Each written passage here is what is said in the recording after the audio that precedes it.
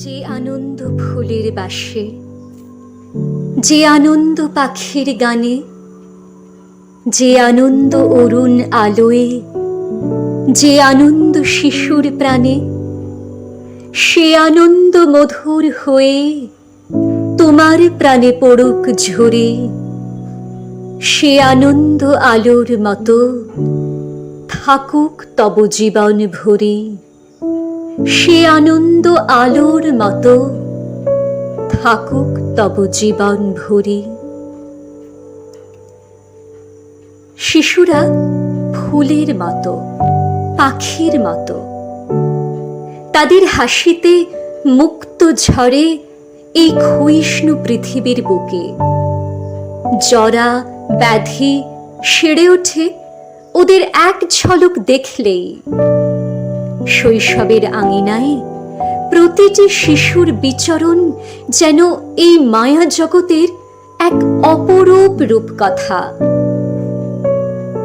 কিন্তু বর্তমান সমাজ ব্যবস্থায় শিশুরা শৈশব হারিয়ে শ্রমে নিযুক্ত হচ্ছে।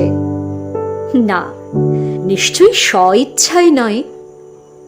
তবে এ দায় কার? কেনই বা একজন শিশুকে অর্থ উপার্জনের ভার বহন করতে হবে সঠিক বয়সের আগেই?